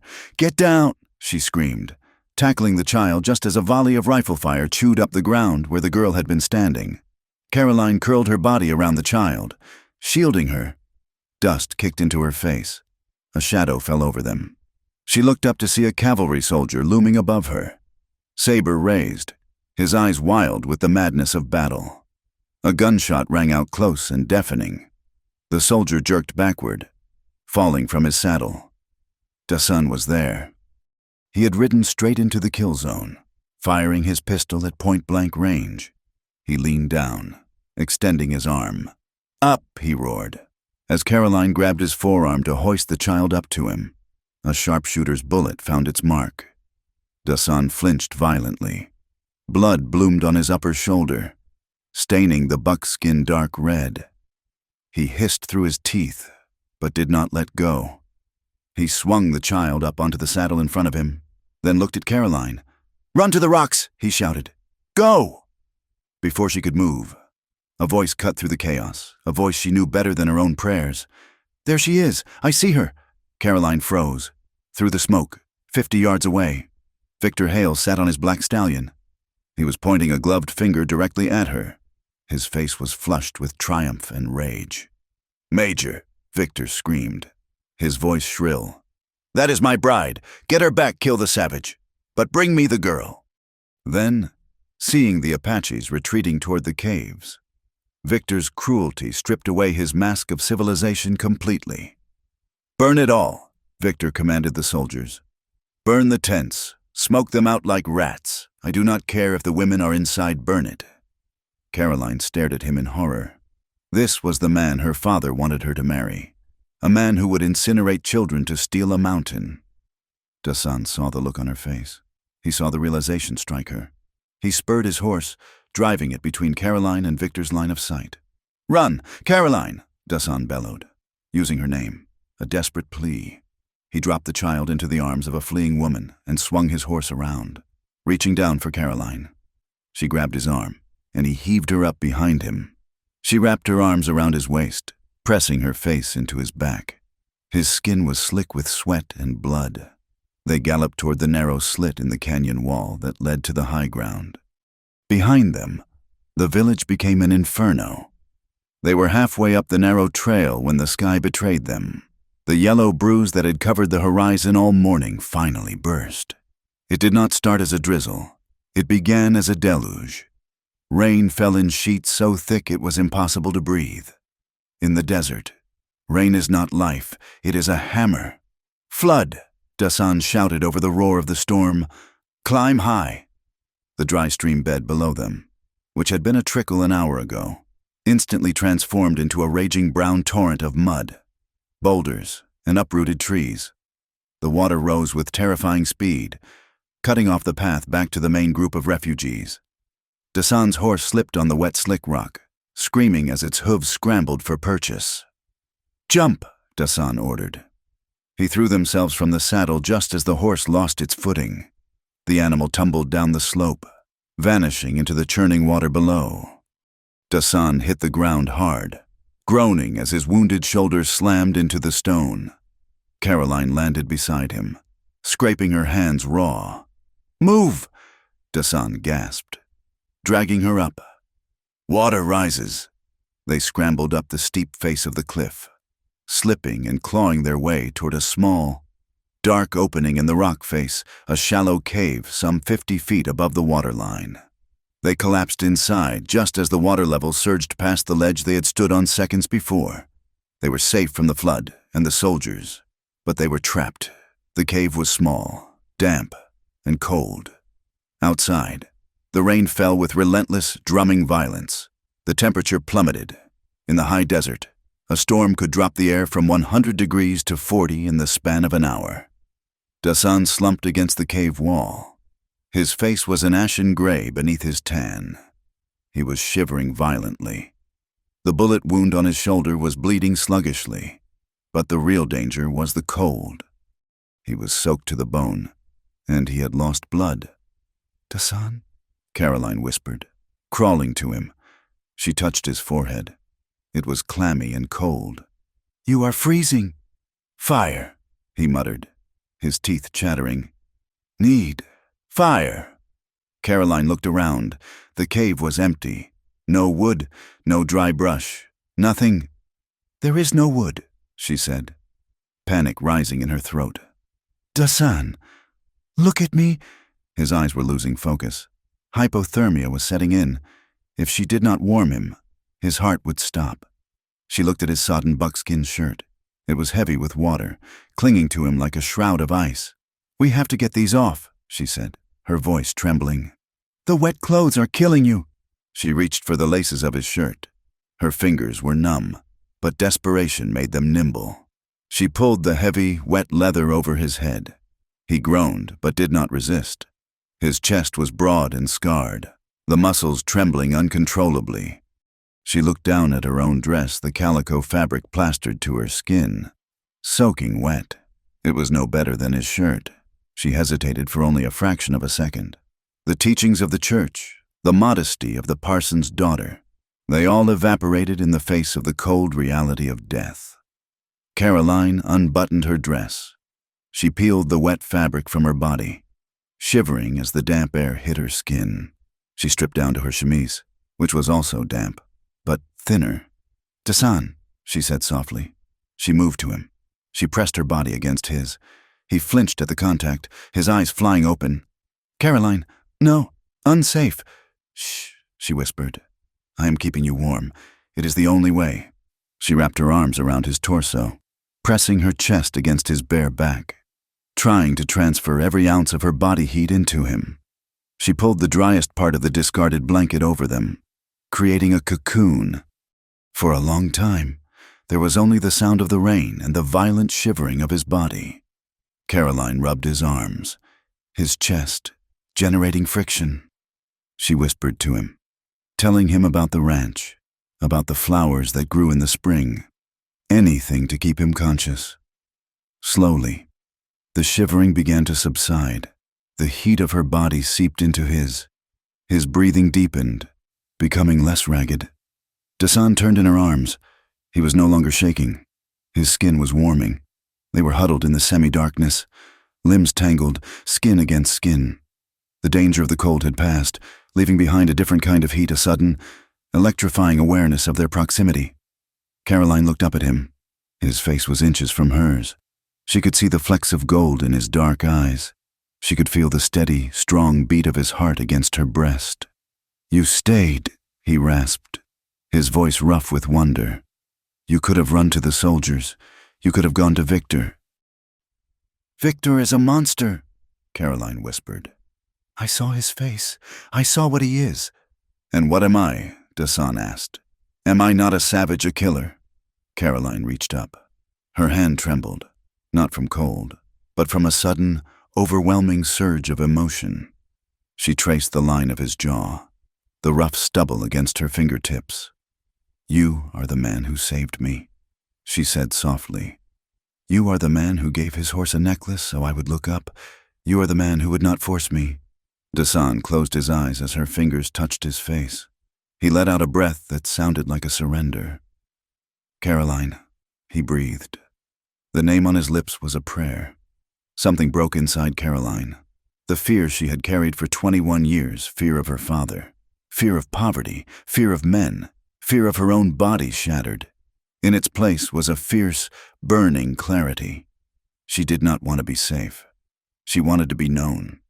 She leaned forward and pressed her lips to his. It was tentative at first, a question asked in the dark. Dasan became rigid, as if afraid he would break her. But Caroline did not pull away. She pressed closer, her hand sliding into the damp hair at the nape of his neck. With a low groan, Dasan's control snapped. His arms tightened around her, pulling her flush against him. He kissed her back not with the brutal taking she had feared from a husband, but with a desperate, starving hunger that matched her own. It was a kiss of survival, of relief, and of a passion that had been smoldering under the layers of fear and prejudice for weeks. "I thought I would die today," Caroline whispered against his mouth, "and my only regret was that I had never touched you." "I am not a white man," Dasan said, his voice thick. "I cannot give you a house of wood. I can only give you this life, this fire." "I do not want a house," Caroline replied, her voice steady and sure. "I want the fire." She took his hand and placed it over her heart. The storm raged outside, filling the canyon with a roar of destruction. But inside the cave, the world narrowed down to two people. "I belong to you," she whispered. "Not because of the law, not because of the blanket, but because I choose you. I choose this." Dasan looked at her with a fierce devotion. He lowered her gently back against the dry earth of the cave floor, pulling the blanket over them to shut out the cold world. "Then you are mine," he vowed, "as I am yours," in the shadows of the cave, while the floodwaters washed away the scars of the battle below. Caroline Munro discovered that the wilderness was not something to be tamed, but something to be embraced. The desire she had never known bloomed in the darkness, wild and beautiful and free, as she gave herself not to a captor, but to the only man who had ever truly seen her. The sun rose on a world scrubbed clean. The floodwaters had receded, leaving behind slick mud and debris. The guns were silent. The army, battered by the storm and the fierce resistance, had pulled back to regroup. Caroline and Dasan emerged from the cave. They looked different. The frantic desperation of the previous day was gone. Caroline walked with her head high, her hand resting easily in Dasan's. Dasan moved with a new strength, despite his wounded shoulder. They were no longer captive and a captor. They were no longer a strategic alliance. They stood on the ledge, looking down at the devastation of the valley, and then at each other. There was no shame in Caroline's eyes, only a steely resolve. She had walked through the fire and the flood, and she had come out the other side a woman grown, bound by blood and love to the fiercest Apache. "They will come back," Dasan said quietly, looking toward the town. "Let them come," Caroline said, tightening her grip on his hand. "We will be ready."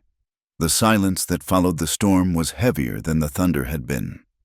The floodwaters had receded, leaving the canyon floor coated in a thick, slick layer of red mud that swallowed the sound of footsteps. The air smelled of wet ash, ozone, and the copper tang of blood. Caroline and Dasan made their way down from the high caves, their movements slow and wary. The adrenaline of the battle and the intimacy of the cave had faded, replaced by a cold, grim reality.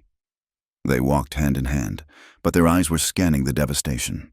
The main encampment was a ruin.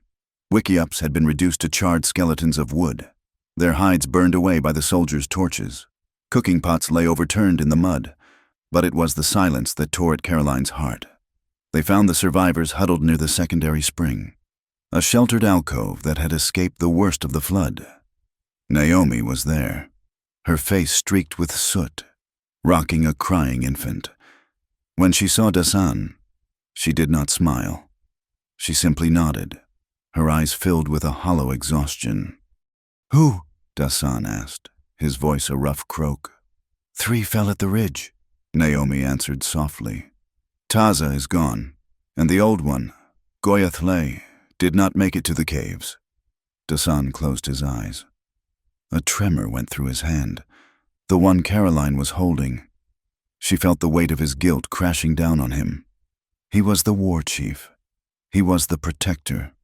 He had lived, found warmth and love in a cave, while his brothers had died in the mud. "I should have been with them," Dasan whispered, looking at the broken lance that lay near a pool of standing water. "I should have held the line until the end." "You saved the future," Caroline said fiercely. squeezing his hand. She pointed to the children huddled under blankets. If you had died on that ridge, the soldiers would have hunted them down one by one. You did not fail them. Dasan, you led them. He looked at her, his eyes dark with pain. But before he could speak, the sound of hooves echoed off the canyon walls. It was not the thunderous charge of an attack. It was the slow, deliberate approach of a parley. Dasan stiffened. He released Caroline's hand and reached for the rifle slung across his back, though his shoulder was stiff and bloody. "Stay here," he commanded the women. "No," Caroline said. She stepped up beside him. Her chin was high, her jaw set. "I am done hiding." They walked out together to the flat expanse of mud near the canyon entrance. A column of riders emerged from the mist that still clung to the valley floor. Major Harlan rode at the front, his blue uniform sodden and stained with mud, his face haggard. Flanking him were a dozen troopers, their carbines resting on their thighs, looking wary and beaten by the storm. But it was the two men riding beside the major who made Caroline's breath catch in her throat. One was Victor Hale. He looked surprisingly pristine, though his face was pale and his eyes darted nervously around the canyon walls, looking for hidden marksmen. The other was a man slumped forward in his saddle, his hands bound loosely to the pommel. He wore a torn black coat and a clerical collar that had gone gray with dust. "Father," Caroline whispered. Reverend James Monroe looked up. His face was gaunt, aged 10 years in the span of a few weeks. When he saw Caroline standing in a torn chemise and buckskin trousers, her hair wild, standing shoulder to shoulder with an Apache warrior, a look of profound shock and agony crossed his features. "Caroline," James rasped. "Oh, my God, Caroline." The column halted 20 yards away. The silence stretched, taut as a wire. Victor Hale cleared his throat. He forced a smile onto his face, though it looked more like a grimace. "Caroline, my dear," Victor called out. His voice was smooth, but there was a tremor of desperation in it. "Thank heavens. We feared the worst when the flood came. We thought these savages had dragged you down into the water." "I walked up the mountain," Caroline said, her voice ringing clear and cold in the morning air. "On my own 2 feet." Victor's smile faltered. He glanced at Major Harlan, then back at her. "We are here to bring you home. Caroline, the nightmare is over. The Major has agreed to suspend hostilities, provided you are returned safely to your family." He gestured to her father. "Look at him. Caroline, your father is heartbroken. He has risked everything to come here and plead for you." Reverend James looked at his daughter. Tears cut tracks through the dust on his face. "Caroline, please, come down from there. You do not belong with these people. They are not us. Come home, child. We can pray for forgiveness. We can wash this away." Caroline felt her heart tearing in two. She loved her father. He was a weak man, yes, but he had raised her. He believed he was saving her soul from eternal damnation. "I have nothing to be forgiven for, Father," Caroline said softly. "Come now," Victor interjected, his voice hardening. He reached into his saddlebag and pulled out a folded document. "Let us not dwell on semantics. Caroline, I have the papers here. The transfer of the ranch deed. It just needs your signature to finalize the protection of your father's estate. Once you sign and come with us, I will personally ensure that the Major withdraws his troops. No more bloodshed. We can go back to Dusty Creek and forget this ever happened." Dasan stepped forward. He did not raise his rifle, but his presence was a threat in itself. "You speak of peace," Dasan said, his English rough but commanding. "But you bring fire. You burn tents of women. You shoot children." "I did what was necessary to rescue a white woman from a kidnapper," Victor shouted, his composure cracking. "You are a criminal, sir." "A savage who stole a civilized woman." "He did not steal me," Caroline screamed. The echo of her voice silenced the canyon. She stepped forward, placing herself between Dasan and the soldiers. She looked at the troopers, young men with tired eyes who looked like they wanted to be anywhere but here. "He did not steal me," Caroline repeated, lowering her voice to a steely tone. I was saved. And not from Apaches. I was saved from you. Victor. She pointed a shaking finger at her fiancé. Tell the Major, Victor. Tell him about the men in war paint who attacked my wagon. Tell him about the white skin under their sleeves. Tell him who paid them to kill my driver. Elias. Major Harlan frowned. He turned his head slowly to look at Victor. What is she talking about? Hale! She is delirious, Victor snapped, sweating now. She has gone mad. The savage has brainwashed her. We need to seize her now. It was not brainwashing, Dasan said. He reached into his belt and pulled out a piece of cloth. It was dirty and stained with dried blood, but the monogram was still visible. He threw it onto the mud at the Major's horse's feet. It was a fine linen handkerchief, embroidered with the initials V.H. I took this from the dead man in the wagon, Dasan said. The man who wore paint but had red hair. He had this in his pocket. Why does an Apache carry a banker's silk?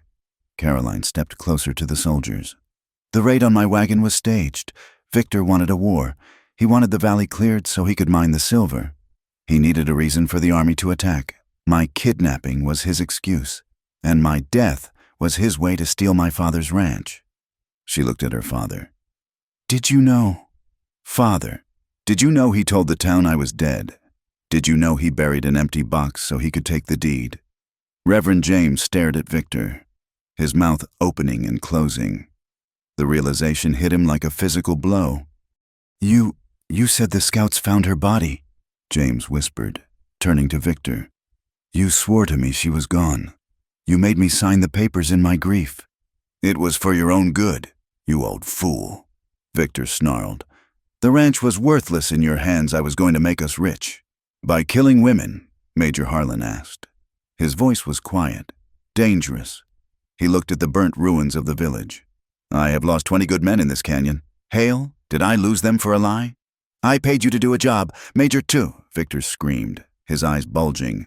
Do not get righteous with me. You hate these Indians as much as I do. I am a soldier, Harlan said coldly. Not a butcher for hire. Harlan raised his hand, signaling his men to lower their weapons. Stand down, he ordered. This operation is suspended pending an inquiry. No, Victor shrieked. No, you will not leave. I own this valley. I own the water. He looked at Caroline, standing there defiant, her hand resting on Dasan's arm. The sight of them, the union of the white woman he viewed as property and the Apache he viewed as vermin, broke his mind. You ungrateful witch, Victor hissed. If I cannot have the land, then no one will. His hand moved with the speed of a striking snake. He drew a hidden Derringer pistol from his coat pocket. He did not aim at Caroline. He aimed at Dasan. Dasan! Caroline screamed. Time seemed to slow down.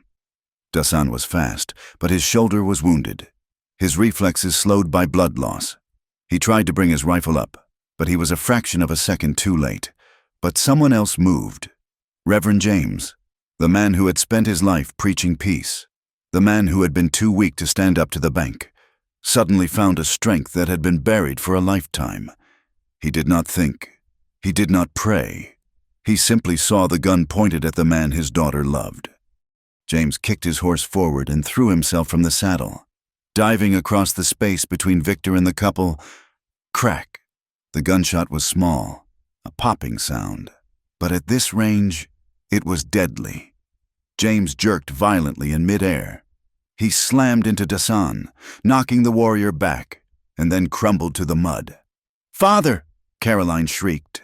Victor stood in his stirrups, stunned, the smoking pistol still in his hand. He tried to cock it again, his eyes wild. Drop it! Major Harlan roared. Victor turned the gun toward the major. A single rifle shot rang out from the line of troopers. A young corporal, his face pale, had fired. Victor Hale was thrown backward off his horse. He hit the mud with a wet thud and did not move. The ambition, the greed, and the hate drained out of him into the red earth. Silence rushed back into the canyon, broken only by Caroline's sobbing. She fell to her knees in the mud, turning her father over. Dasan was already there, his hands pressing against the wound in James's chest. It was bad. The bullet had taken him high in the lung. Father! Caroline wept. wiping the dust from his face. "Father, why?" Reverend James blinked, his eyes struggling to focus. His breath came in wet, rattling rasps.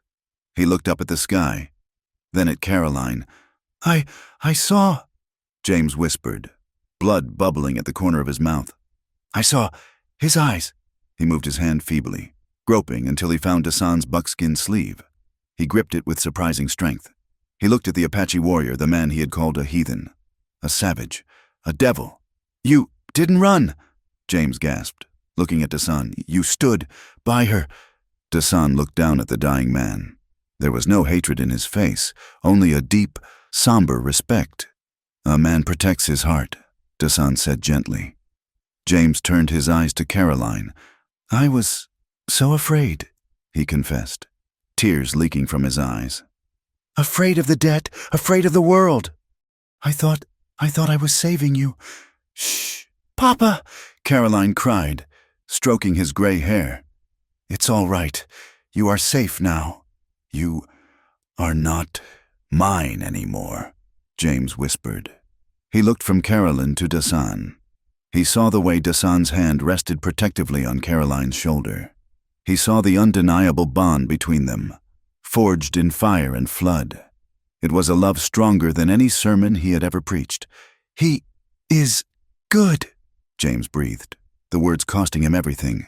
He squeezed Caroline's hand one last time. "Be free, Carrie." His eyes drifted shut.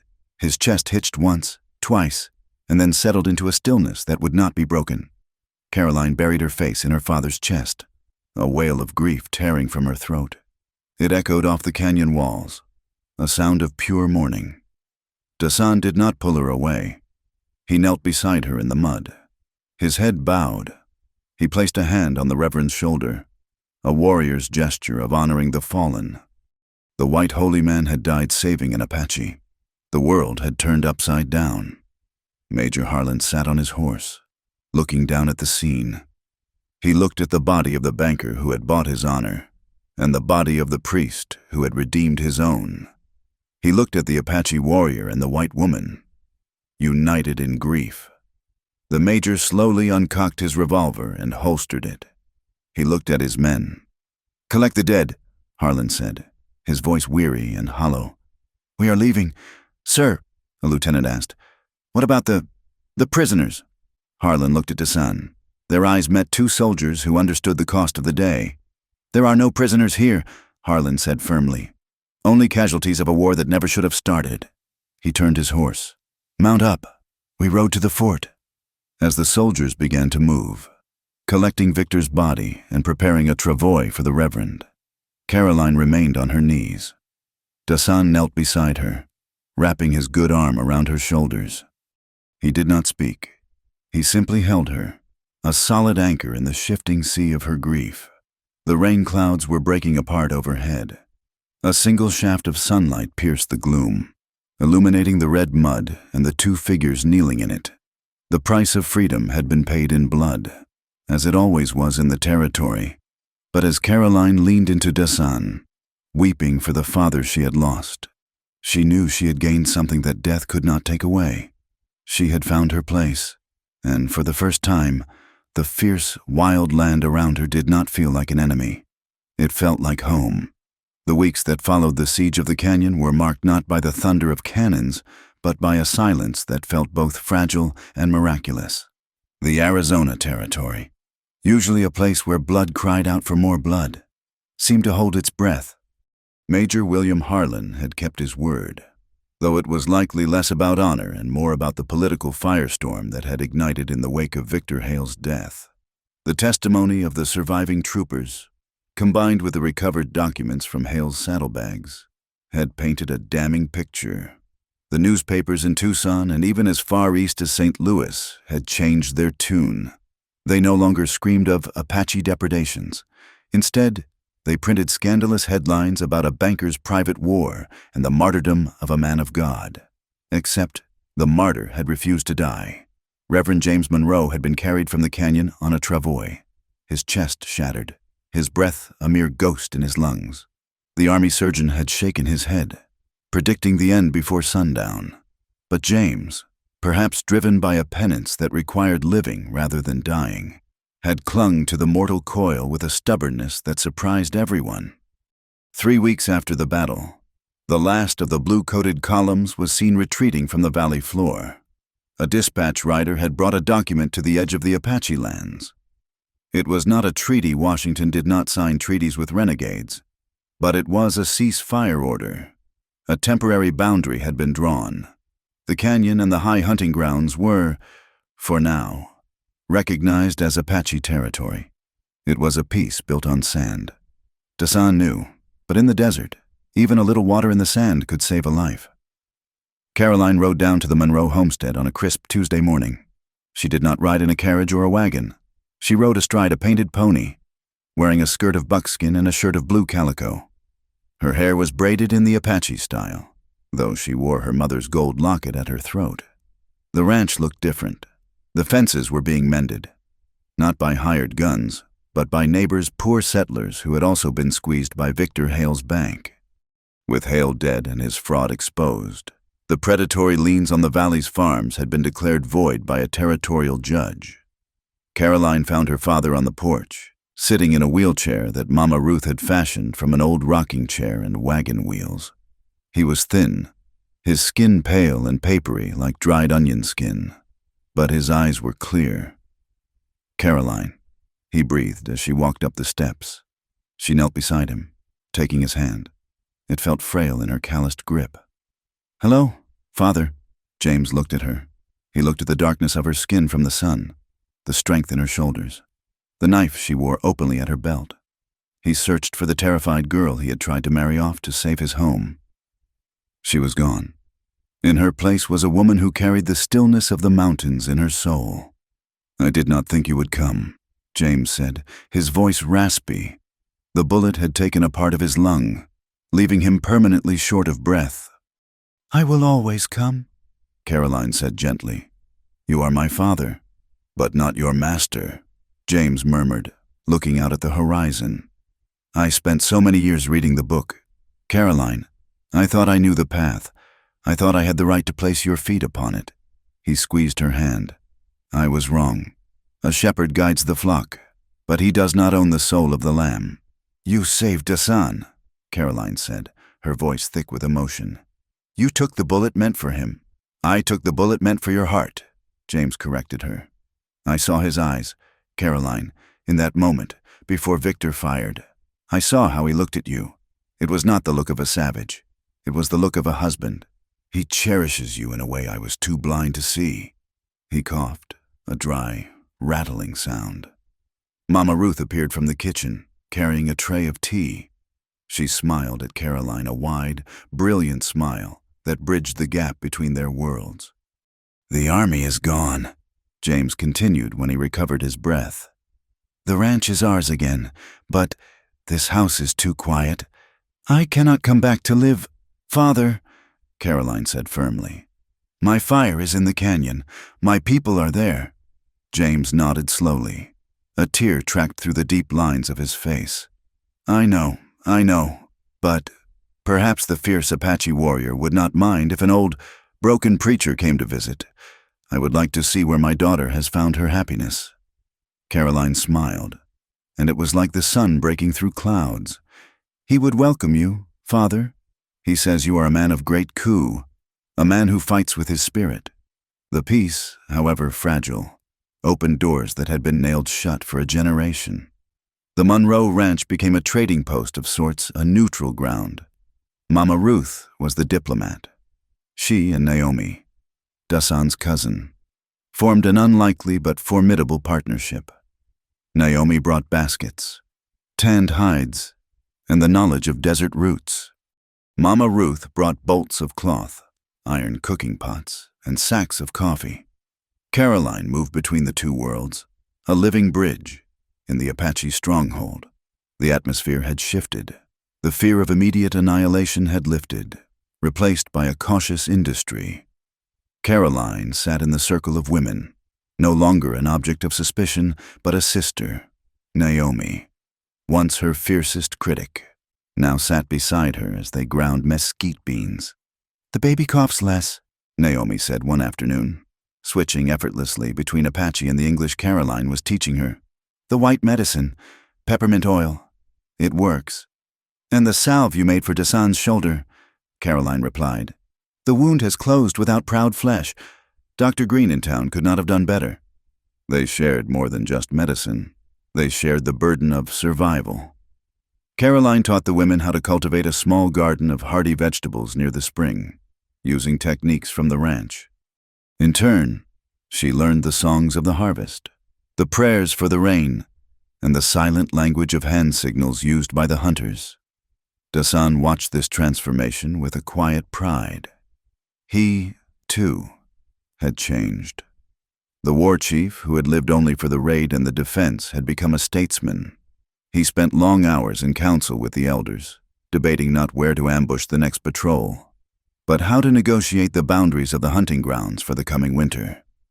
We keep the rifles oiled, Dasan told his warriors one evening. But we do not draw them first. The white man respects paper, but he fears strength. We show him we are strong enough to talk and dangerous enough to fight. He was the shield of his people, but Caroline had become their heart. One late afternoon, when the sun was beginning its descent, painting the sky in riots of violet and burning orange, Dasan signaled Caroline. 2 horses were waiting as war pony and the mare he had gifted her. They rode up the winding trail to the highest peak of the ridge, the place where she had first seen him, silhouetted against the sky all those months ago. The view was staggering. Below them, the valley stretched out like a vast, broken bowl of red earth and sage. They could see the distant speck of the Monroe Ranch, the winding ribbon of the river, and the scars of the canyon where the battle had been fought. Dasan dismounted and helped Caroline down. They stood on the precipice, the wind whipping at their clothes, carrying the scent of freedom. Caroline looked at the vastness of it all. She remembered the girl she had been, the girl in the corset, terrified of the sun, terrified of the savage, praying for a cage that Victor Hale had gilded with lies. It seems like a lifetime ago, she whispered. Dasan stepped up behind her, wrapping his arms around her waist. He rested his chin on her shoulder, his presence a warm, solid weight against the chill of the wind. You look different, he murmured. I am burnt. Caroline laughed softly. My hands are rough. I possess no silk dresses. You look like the land, Dasan corrected her. Enduring, beautiful. He turned her around so she faced him. His eyes, once so unreadable, were now open to her, filled with a depth of emotion that made her knees weak. When I took you, Dasan said, his voice low, I thought I was taking a hostage, a piece on a game board to stop the soldiers. I know, Caroline said. You were forced to marry, Dasan continued, his thumb tracing the line of her jaw. By your father's debt, by my law, you had no voice. He paused, searching her face. But you stayed. When the flood came, you stayed. When the soldiers came, you stood. Caroline reached up and covered his hand with hers. You are right, Dasan. I was forced to marry. I was forced into this canyon, into this life. She smiled, and her eyes shone with the reflection of the setting sun. But I chose to love. The wind howled around them, but in the circle of his arms, there was only stillness. Out here, Caroline whispered, in the wild. I found the part of me that was sleeping. You woke me up, Dasan. You gave me a desire I never knew. Not just for you, though God knows I burn for you. She blushed slightly, but her gaze did not waver. But a desire to live, to be real, to be free. Dasan did not speak. He simply lowered his head and kissed her. It was not the desperate kiss of the cave, born of near death. It was a kiss of promise, a kiss that tasted of the future difficult, uncertain, but theirs. My wife, he whispered against her lips. My heart. That night, the celebration in the stronghold was not for a victory in battle, but for the simple, profound victory of survival. The fires were built high. The drums beat a rhythm that resonated in the chest like a second heartbeat. The elders told stories. They spoke of the ancestors who had walked the stars. They spoke of the great flood that had cleansed the canyon. And then, a new story was added to the oral history of the tribe. The storyteller, a withered old man with a voice like grinding stones, spoke of the white shaman, Reverend James, who had thrown himself before the bullet to save the war chief. He spoke of the golden-haired woman who had healed the sick and stood before the long knives with fire in her tongue. Caroline sat beside Dasan, her legs tucked under her, her head resting on his shoulder. She listened as her life and her father's sacrifice were woven into the legend of the people. She was no longer an outsider looking in. She was a thread in the tapestry, under the canopy of a million stars, vast and indifferent and beautiful. Dasan took her hand, his fingers interlaced with hers, bronze against white, scarred against calloused. The desert whispered around them. The coyotes sang their lonely songs. The future would bring more storms. The encroaching world of steel and steam would not leave them alone forever. But as Caroline looked up at the Milky Way, she felt no fear. She had her community. She had her freedom. And she had the fiercest Apache, who held her hand as if it were the most precious thing in the world. They had been forged in the fire of conflict, but they had cooled into something unbreakable. The end. Thank you so much for listening to this story of Caroline and Dasan. It has been a journey of danger, discovery, and a love that defied the boundaries of two warring worlds. I would love to hear your thoughts on this Western romance. Where are you listening from today? Please leave a comment below and share your location and what you thought of the ending. If you enjoyed this tale, please consider subscribing to my channel, Wild West Tales. Hit that like button and press the hype button to help this story reach more listeners who love the spirit of the frontier. Your support helps me keep these stories alive. Thank you and happy trails.